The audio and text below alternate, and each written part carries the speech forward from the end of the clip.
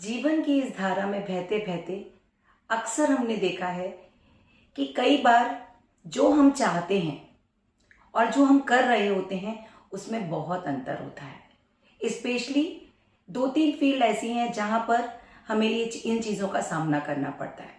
For example education, career और relationship. तो आज हम इन्हीं विषय पर बात करेंगे कि हम सोचते कुछ और हैं कि हमने अपने आप से कुछ और एक्सपेक्टेशंस रखे होते हैं इन क्षेत्रों में, और हम इस वक्त एट प्रेजेंट कुछ और कार्य कर रहे होते हैं। हाय, नमस्ते। मैं संध्या गुप्ता, एक माँ, एक पत्नी, एक लेखक, एक काउंसलर, एक सोशल वर्कर और आप सबकी अपनी दोस्त। और यह है मेरे विचारों का सृजन। मेरे चैनल सृजन बाय संध्या गुप्ता में आप सभी का स्वागत है। हाय, नमस्ते। कैसे हैं आप सभी? सबसे पहले तो आप सभी को धन्यवाद कहना चाहूँगी। पिछले हफ्ते के वीडियो को आपने बहुत लाइक किया है, तो उसके लिए बहुत सारा आभार आपका। मेरे वीडियोस को लाइक करना और उन पे कमेंट करना हमारी टीम को बहुत अधिक मोटिवेट करता है। तो आप हमेशा हमें ऐसा ही अपना प्यार देते रहें, और जो लाभ आपको मेरे वीडियो से मिल रहा है उस लाभ को दूसरों के साथ भी शेयर करें और दूसरों को भी बताएं कि वो ये वीडियोस देखें और अपने जीवन को बेहतर बनाएं। आज एक बहुत ही इंटरेस्टिंग टॉपिक पर बात करने के लिए मैं आप सबके साथ हाजिर हूँ।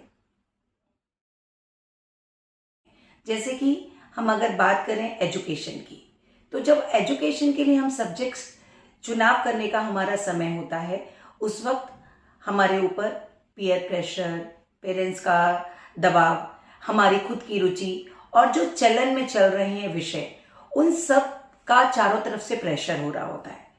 हम समझ नहीं पा रहे होते हैं कि हमें किस विषय का चुनाव करना चाहिए।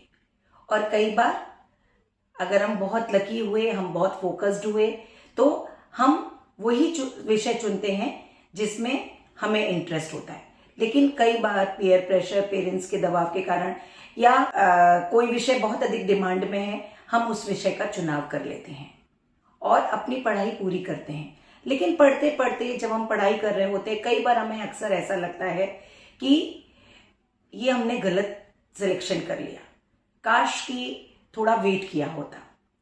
इसी तरह से जब हम कैरियर की बात करते हैं, तो कैरियर में भी अक्सर हमारे साथ ऐसा हो जाता है कि हमने पढ़ाई किसी और फील्ड में की होती है, हमारे सपने कुछ और होते हैं, लेकिन कुछ परिस्थितियां ऐसी होती हैं कि हम कुछ और चीज़ का चुनाव कर लेते हैं। कई बार वो हमारी जॉब होती है, 9 से 5 की जॉब होती है। कई बार कुछ हमारा बिजनेस हो सकता है। हम चुनाव तो कर लेते हैं, लेकिन हमें लगता है कि काश थोड़ा सोच कर चुनाव किया होता। इसी तरह जब हम रिलेशनशिप निभाते हैं, तो रिलेशनशिप में भी रिलेशंस को चूज करते वक्त या रिलेशन बना तो हम लेते हैं, लेकिन उन रिलेशन से हमारी जो एक्सपेक्टेशंस होती हैं या वो रिलेशन हमसे जो डिमांड कर रहा होता है, उस डिमांड को हम फुलफिल नहीं कर पाते, तो हमारे सामने वो एक स्ट्रगल की सिचुएशन आ जाती है। तो मेनली आज हम इन 3 विषय पर ही बात करेंगे। जब हमारे सामने इन तीनों क्षेत्रों में इस तरह की सिचुएशन आती है, तो इससे निपटने के 2 ही तरीके हैं। भाग लो या भाग लो। यानी या तो आप इस सिचुएशन से भाग जाएं, run away, we can run away from the situation, और भाग लो, we can participate in that situation. So जो मेरे हिसाब से या एज ए काउंसलर जो मुझे सबसे ज्यादा अट्रैक्ट करती है, वो सिचुएशन है भाग लो, यानी participate in that situation, participate in what ever you have chosen. तो इसके लिए हमें सबसे पहले कुछ चीज़ों का ध्यान रखना होगा। सबसे पहले हमें ये ध्यान रखना होगा कि यदि हमारे मन का हो रहा है, यदि हमने हमारे मन के सब्जेक्ट चूज किए हैं, यदि हमने हमारे मन की नौकरी चूज की है, या मन का व्यवसाय चूज किया है, या रिलेशनशिप बिल्कुल हमारे जैसा है जैसा हम चाहते हैं, तो हम बहुत ही भाग्यशाली हैं, हम बहुत ही लकी हैं। हम उन लोगों में से हैं जिनको जीवन उनकी शर्तों पे जीने के लिए मिल रहा है। लेकिन यदि किसी कारणवश, किसी परिस्थितिवश यदि हम वो नहीं कर पा रहे, हम अपने विषय का चुनाव नहीं कर पाए हैं जिस विषय में हमारा इंटरेस्ट था, या हम वो नौकरी नहीं कर पा रहे हैं जो हम करना चाहते थे, या रिलेशनशिप को हम उस तरह से नहीं जी पा रहे जिस तरह से हम जीना चाहते थे, तो भाग लो, यानी participate in that is the best option. इसके लिए सबसे पहले हमें ये ध्यान रखना होगा कि इस दुनिया में हम विजेता बनने के लिए ही आए हैं। हमारा जो लक्ष्य है उसे प्राप्त करने के लिए आए हैं, जीवन को खुशियों से भरने के लिए आए हैं। तो आपको सबसे पहले अपने भीतर ये पॉजिटिव एटीट्यूड अपनाना होगा।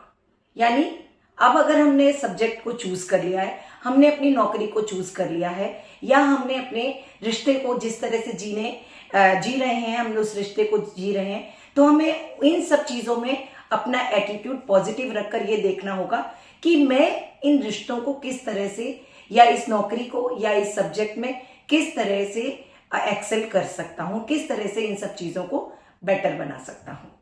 तो इसके लिए अपने भीतर ये विश्वास रखना कि मैं विजेता बनने के लिए आया हूं या विजेता बनने के लिए आई हूं, और I can do and I can achieve what ever I want. क्योंकि हमारा जन्म ही ईश्वर ने हमें यहाँ पर सब कुछ प्राप्त करने के लिए दिया है। जब आप अपने भीतर इस तरह का पॉजिटिव एटीट्यूड लाते हैं, तो आपको इन विपरीत परिस्थितियों में जो चीज आपको थोड़ा सा डिस्टर्ब कर रही हैं, आपको परेशान कर रही हैं, फ्रस्ट्रेट कर रही हैं, आपको गुस्सा दिला रही हैं, क्योंकि जो कुछ आपके सामने आया है, जो कुछ आपने चूज किया है, वो आपकी सोच से, आपके एक्सपेक्टेशन से अलग है। तो जब ये पॉजिटिव एटीट्यूड अपना लेते हैं कि मेरे सामने जो भी सिचुएशन आई है, मैं उस सिचुएशन में बेस्ट दूंगा और वो अचीव करूंगा जो मैं अचीव करना चाहता हूं, तो आपका ये पॉजिटिव एटीट्यूड इन परिस्थितियों से आपको आगे ले जाने के लिए बहुत अधिक सहायक होगा। जब आप इन परिस्थितियों में डूब जाते हैं कि जो कुछ भी है, आपका एटीट्यूड एक इस तरह से होना चाहिए, देखें जरा किसमें कितना है दम। जब आप ये एटीट्यूड अपना लेते हैं ना कि जो भी मेरे सामने, उससे मैं जीत कर दिखाऊंगा, उसमें वो करके दिखाऊंगी या वो करके दिखाऊंगा जो मुझे हासिल करना है, तो आपके सामने रास्ते खुलते चले जाते हैं। आपको पता चलता जाता है, आपके अंदर वो इमोशंस, वो फीलिंग्स, वो मोटिवेशन आने लगता है कि परिस्थिति चाहे जैसी भी है, व्यक्ति चाहे जैसा भी है, मैं इनसे अच्छे से अपना जो लक्ष्य मैंने सोचा था, भले ही वो किसी कारण से इस वक्त मैं उस लक्ष्य को प्राप्त करने की सिचुएशन में नहीं हूं, फिर भी मैं उस लक्ष्य को इन विपरीत परिस्थितियों में रहकर भी प्राप्त कर सकता हूं। इसके साथ ही आप अपने भीतर आत्मविश्वास रखें कि मैं जीवन में सब कुछ हासिल कर सकता हूं। जब हम अपने भीतर ये विश्वास, आत्मविश्वास पैदा करते हैं कि मैं सब कुछ हासिल कर सकता हूं, तो आपके पीछे प्रकृति भी आपका सहयोग करती है और आप उस लक्ष्य को प्राप्त कर ही लेते हैं। तो आप अपने आप को हर परिस्थिति में इस आत्मविश्वास से भरपूर रखें कि मैं सब कुछ करने के लायक हूं, मैं सब कुछ हासिल करने के लायक हूं। जब आप ये आत्मविश्वास रखते हैं तो आपके मन के भीतर एक दृढ़ निश्चय आता है कि ये मैं करके ही दिखाऊंगा। और जब आप ये आपके भीतर आता है कि मैं इसे कर ही दिखाऊंगा, मैं इसे प्राप्त कर ही रहूंगी, या मैं इस रिलेशनशिप को उसी एक्सपेक्टेशन से निभाऊंगी जो एक्सपेक्टेशंस या जो इस रिश्ते की डिमांड है, तो आपको उस रिलेशनशिप, उस वर्क या उस जॉब को करने में एक मोटिवेशन मिलता है और खुशी आने लगती है। आपको एक मजा आने लगता है जब आप इन सब चीजों, चैलेंज को स्वीकार करते हैं। तो इन सब चीजों को चैलेंज की तरह स्वीकार करें और अपने अंदर ऐसे बदलाव लाएं कि जो आपके लक्ष्य उनको आप आसानी से प्राप्त कर सके। इसके साथ ही आपको अपने आसपास जो भी, फॉर एग्जाम्पल यदि आप एजुकेशन की फील्ड में हैं, तो जो भी आपके टीचर्स हैं, जो भी आपके फ्रेंड्स हैं, उनका सहयोग लें, उनके साथ डिस्कस करें, उनके साथ बातचीत करें, उस विषय में अपना इंटरेस्ट जगाएं और फिर देखें कि जो विषय आपने अपनी मर्जी के बिना सेलेक्ट किए थे, उस विषय में आप किस तरह से एक्सेल करते हैं और किस तरह से टॉप करते हैं। इसी तरह से यदि आपने 9 to 5 का जॉब चुन लिया है, पर शायद वो आपका कप ऑफ टी नहीं है, लेकिन परिस्थितियां ऐसी हैं, आपके सामने दिखाई दे रहा है कि मुझे मेरे माता पिता की देखभाल करनी है, मुझे बहन का विवाह करना है, अपने बच्चों को एजुकेशन देनी है, तो ठीक है ना, मैंने 9 to 5 की जॉब ज्वाइन की है, अब इस जॉब में ही मैं इतना एक्सेल करूंगा या इतना एक्सेल करूंगी कि मुझे अंदर से खुशी आने लगेगी। और सच में जब आप ऐसा करते हैं तो आप अंदर से खुश होने लगते हैं। इसी तरह कई बार हम जब रिलेशनशिप में आते हैं, कई बार अपने जीवन साथी का चुनाव करते वक्त या किसी रिलेशन को जीते वक्त लगता है कि इसमें कुछ कमियां हैं, मैं उन कमियों को पूरा नहीं कर पा रहा हूं। तो हमेशा याद रखें एक चीज जो मैं हमेशा कहती हूं कि जिस भी रिलेशन को हम जी रहे हैं उसमें लाख खामियां हो सकती हैं, खामियां तो हमारे भीतर भी हैं। अगर आज उस रिलेशन को हम छोड़ने की सोचते हैं तो ये जरूरी नहीं है कि कल जिस रिलेशन में हम जाएंगे वो रिलेशन इससे बेहतर हम जी सकेंगे। तो रिलेशनशिप में भी ये हमेशा याद रखें, टेढ़ा है पर मेरा है। जब टेढ़ा है और मेरा है, जब मेरे का भाव अपने भीतर ये आप लाते हैं तो आप हर परिस्थिति को, हर रिलेशनशिप को बेहतर तरीके से जीने लगते हैं। तो आपको सबसे पहले ये ध्यान रखना है कि जिस भी परिस्थिति में मैं हूं, जिस भी सिचुएशन में मैं हूं, जिस भी जॉब में मैं हूं या जिस भी सब्जेक्ट्स को मैं पढ़ रहा हूं, वो सब मैंने बहुत सोच समझकर चुनाव किया था। और इसके लिए जरूरी है कि जब भी आपके सामने चुनाव की सिचुएशन आए, आप सभी लोगों से राय लें, माता पिता से भी राय लें, अपने टीचर से, अपने फ्रेंड से, उसके बाद चूज करें। भले ही चूज करते वक्त आपको वो अप्रोप्रिएट ना लग रहा हो आपके लिए, लेकिन जब आप चूज कर लेते हैं और आप अपने को पूरी तरीके से उस विषय पर, उस नौकरी में या उस रिलेशनशिप में झोंक देते हैं, पूरी तरीके से आप अपने आप को उसको बेहतर बनाने में लग जाते हैं, तो आपको अपने जीवन लक्ष्यों को प्राप्त करना बहुत ही आसान हो जाता है। और मन के भीतर से ये जो गुस्सा, फ्रस्ट्रेशन और ये भाव हैं, ये बहुत आसानी से निकल जाते हैं। मैं हमेशा कहती हूँ कि विषयों का चुनाव करते वक्त या जॉब का चुनाव करते वक्त हमेशा अपने पैशन को अपना प्रोफेशन चुनें। जब आप अपने पैशन को अपना प्रोफेशन चुनते हैं तो हर वक्त, हर समय आप एक उत्साह से लबरेज रहते हैं और आप मोटिवेटेड रहते हैं और उस चीज को आप आसानी से प्राप्त करते हैं। फॉर एग्जाम्पल, मैं यहाँ पर मेरे जीवन साथी का एग्जाम्पल देना चाहूंगी। वो एक सॉफ्टवेयर इंजीनियर है, लेकिन सॉफ्टवेयर इंजीनियरिंग करते करते ही उन्हें ये बात बहुत अच्छे से समझ में आने लगी थी कि only finance is my cup of T. और उन्होंने बहुत सोचा, लोगों ने उन्हें बहुत कहा कि तुमने इतना समय लगाया है इसमें, तो इस समय को यूटिलाइज करो और इसी फील्ड में जॉब करो। पर उन्होंने कहा कि नहीं, मुझे इस चीज में बिल्कुल भी इंटरेस्ट नहीं आ रहा है, मुझे फाइनेंस में ही इंटरेस्ट है और मैं फाइनेंस में ही करूंगा।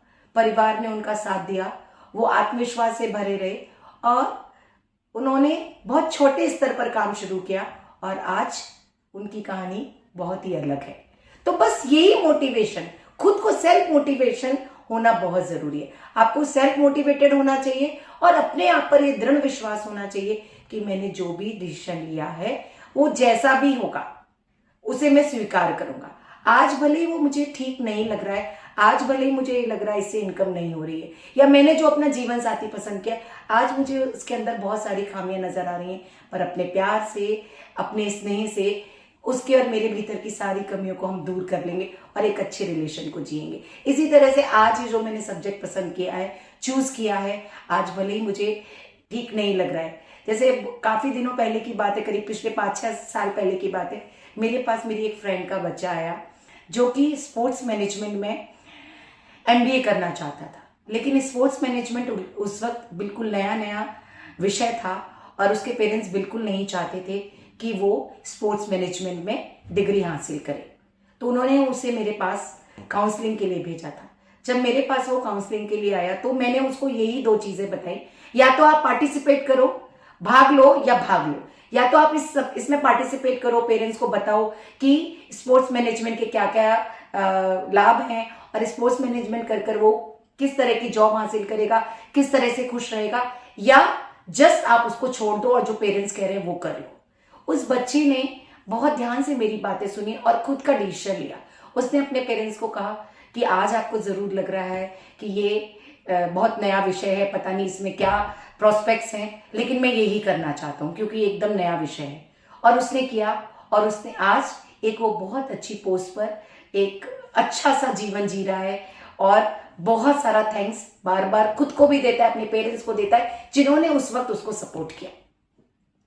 तो बस मेरा आप लोगों से यही कहना है कि जब हम ये सोचते हैं what people think and what people do, ये जो एक वाक्य है जिसमें जो आजकल लोगों के बीच में बहुत ज्यादा चल रहा है कि ज्यादातर लोग जो सोच रहे होते हैं उससे कहीं अलग ही कर रहे होते हैं। इसका रीजन है कि इस वक्त जब आप, स्पेशली ये बात मैं कैरियर के लिए कर रही हूँ, जब आप कैरियर का चुनाव करते हैं तो आपके सामने बहुत सारी ऐसी परिस्थितियां होती हैं जब आपको ये पता होता है कि इस वक्त मुझे कैरियर का चुनाव करना बहुत जरूरी है। मेरे पास ऑप्शन नहीं है कि मैं 2-4 महीने वेट कर सकूं कि ये करूंगा उसके बाद मैं जॉब लूंगा।